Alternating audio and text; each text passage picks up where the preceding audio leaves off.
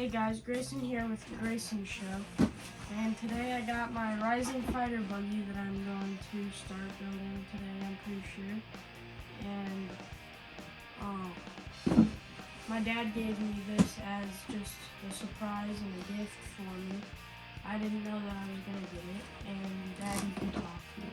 Yeah, we did the 500 subscriber giveaway and gave away a Rising Fighter, and the OAG over in the UK won the contest. So we got him one from his local hobby shop, and I gave this one to Grayson to build. So Grayson's this is Grayson's first kit, and so he's never built any kind of a RC or really even any models to speak of. One model, and it was a plastic model. That wasn't hard to build. So he's going to start with this. I think this is an excellent kit for him to learn on, and it's pretty simplistic, and if he needs any help, I'll help him. If he doesn't, well then great, and he can do it how he needs to at his own pace. And I think within a couple episodes he should be able to get this built. We've got an old Traxxas TQ transmitter and receiver for it that we'll use, and he's going to learn how to follow the directions, which 11-year-olds sometimes have a hard time with. So basically the first thing he's going to do is get everything laid out, get the screw bags put into his little container and labeled A, B, C, D, whatever, and figure out what he's got to do from there.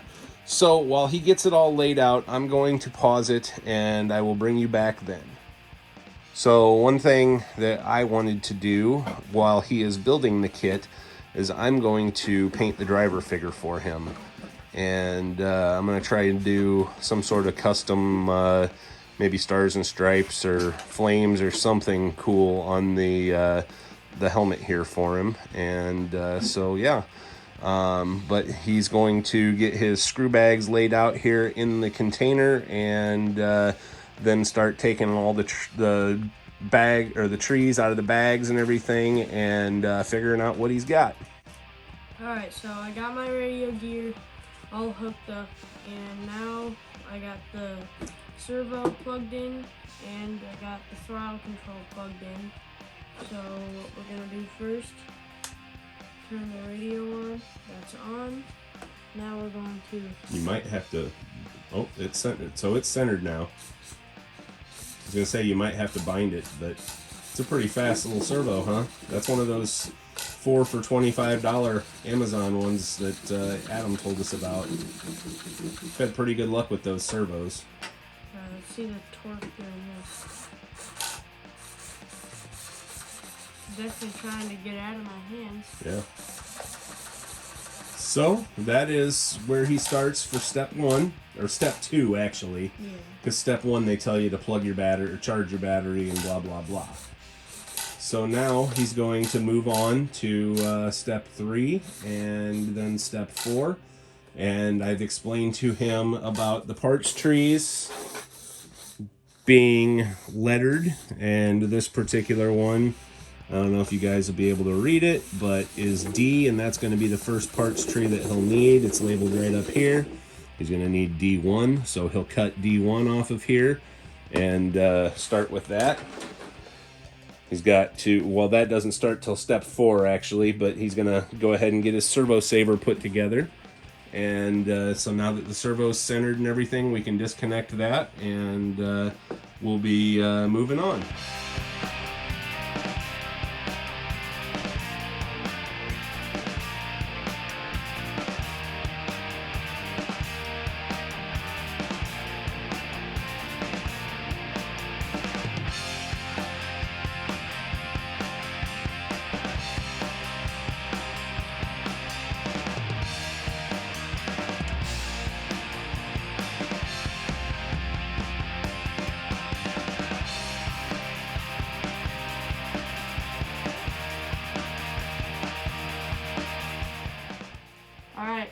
steps 1 through 3 are done, I have built the servo saver with just a little bit of help from my dad. I think he's doing a really good job. It's just trying to follow directions and learn how the Tamiya directions go. And I had to get a longer screw for the servo itself because the one that they included was not long enough. So anyway, we will bring you back when we're going to move on to step 4, which is with the chassis and getting starting on that. So anyway. Alright, so I'm going to start on the chassis, and so I got all my parts right here, and then I got the parts that I'm using right now right here. So what you do is you put this piece, it's pretty sure it's D14, put it right there. Nope. Yeah. Nope. Oh yeah, you put it like that. But all right, so he's learning, but before we do that,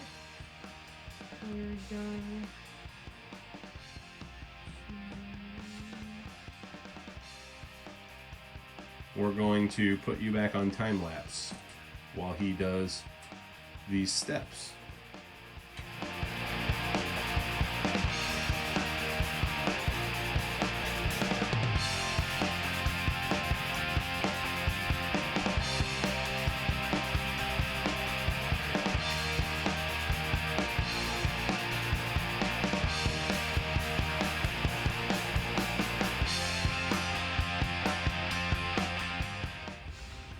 All right, well, we're having an issue with the screw going into holding this little pin. So I'm trying to find a screwdriver that's going to work.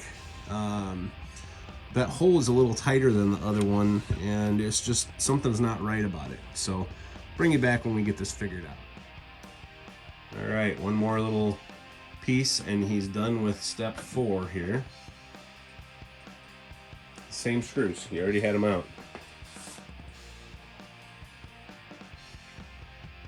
does it matter which step? Well, it shows which way it goes in there.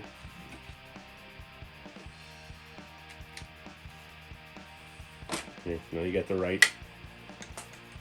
There's 2 sizes of JIS. We had the bigger one. Needed the smaller one.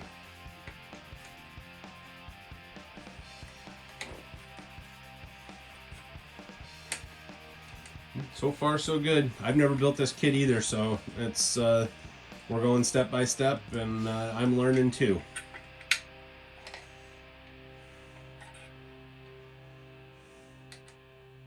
One thing I don't like about Tamiya kits is that you have to self-tap. With self-tapper screws, there's nothing wrong with them. The problem is they still use Phillips or JIS screws, and they should be using hex head stuff like all the rest of the companies, but Traxxas and Tamiya still insist on using Phillips head stuff. What's the problem with Phillips? Well, it strips the heads. No. Yeah.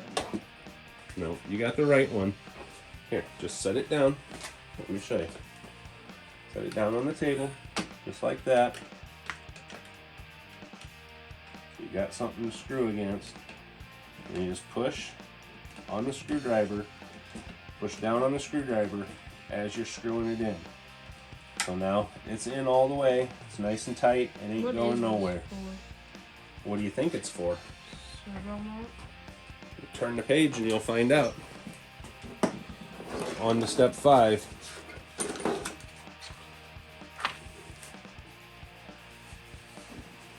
Jeez. So, what are you gonna be doing here? Sit back. Is the camera on? Yeah, the camera's on. So as you go through your directions, analyze your pictures, see what you're gonna be doing. So in step 5, what's it show you doing? It shows us putting in the servo, the ESC, the receiver, and the wing mount. And the wing mount, correct. And then moving ahead in step 6, what are you going to be doing? Putting on the thing. The front A-arms. Yeah. Yep. And So, then the front bumper and the skid plate. yep. Always be looking ahead, but stay on the one that you're on. Again, it tells you right here what you're going to need for your parts, for your screws, and it's pretty self-explanatory how the servo goes in there. So if you need help, I will help you, but I'm going to put you back on time lapse while you do this and probably the next one.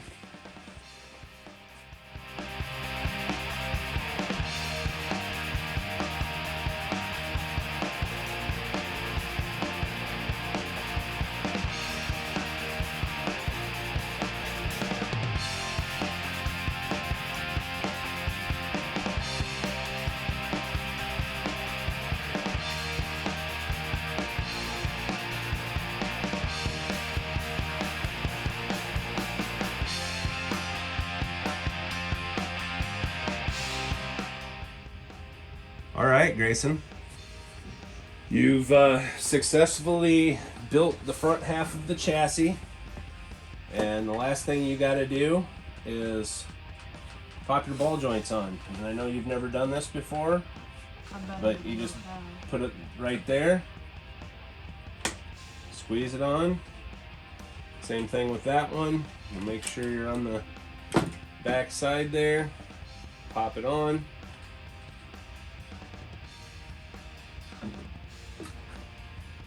Sometimes you need pliers. Sometimes.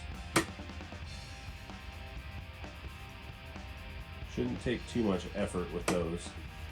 Looks like it's on. Alright, so let me see it. I'm going to bring it up to the camera. We did skip over part of the steps that wanted you to mount the ESC, because we'll do that in a later part of the episode. But he got the whole front end all built and everything's lined up. So now in the next steps, which will be in the next episode, what are you going to be doing? I'm going to be putting everything. I'm going to be doing the shocks. Doing the boingies. And the transmission. And the nears. And then the electronic. And then the run. Da, da, da, da, da, da. And then it's probably going to be done. Pretty much.